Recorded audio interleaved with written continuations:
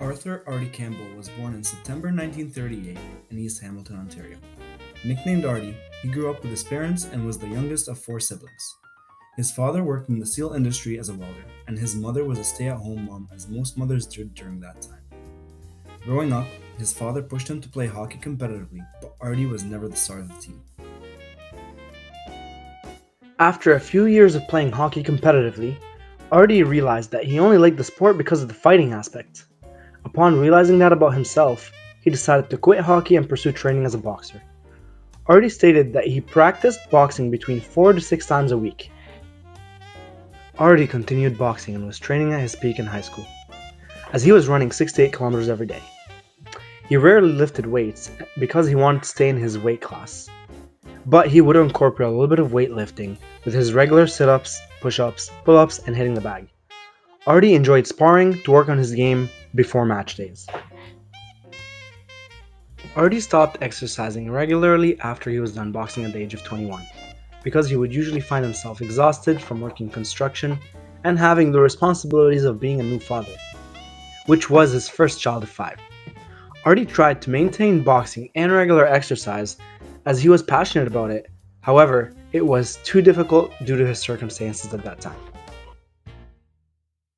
Construction during Artie's days was often taxing on his body and led to a chronic case of lower back pain throughout most of his adult life. However, working in a physically demanding field allowed him to maintain muscular strength, power, and size that was developed during his boxing years. Therefore, Artie was able to maintain his neuromuscular system through habitual physical activity rather than a strength training program. Artie admitted to us that he was a cigarette smoker for almost 20 years of his life. He decided to quit when he was educated more about the risks and dangers of smoking. Artie decided that he would continue exercising regularly by going on walks with his wife almost every night. By performing low to mid-level intensity aerobic exercises, Artie was likely able to maintain or increase his diastolic heart volume, stroke volume, and thus cardiac output. All those are important factors in maintaining cardiovascular health throughout adulthood.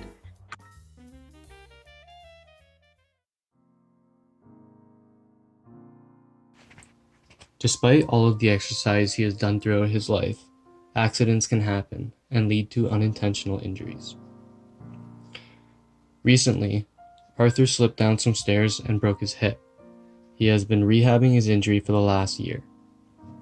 Age-related decrease in bone mass makes older adults vulnerable to bone fractures, particularly of the hip, because it is made up of trabecular bone, which is not as dense or strong as compact bone. These types of injuries affect more than 35,000 Canadians yearly.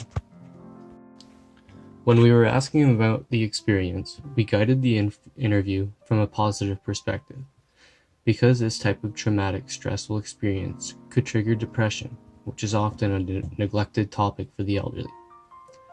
This accident left Arthur at risk for depressive symptoms because it stripped him of his independence for a few months post-operation.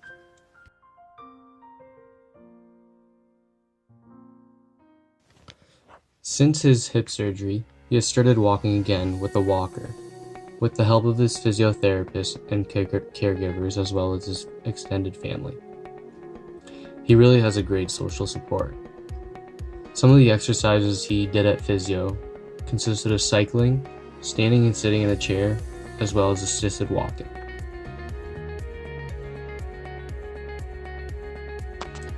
Arthur has shown a ton of resiliency throughout his life, and continues to show that today. He said he plans on using his new hip more than his old one so that this doesn't happen again. This shows that he understands that human error occurs, and he's optimistic about walking without a walker again. In the end, we asked Arthur, "How do you define successful aging?" And he said, "The real exercise wasn't boxing, going for runs, or working out. It was chasing around 5 kids, and then eventually their kids, going to work every day to take care of my family, and doing everything my wife asked of me. To me, the simple things in life were the most important to me. If I didn't have my family or my health, I wouldn't be a successful old man."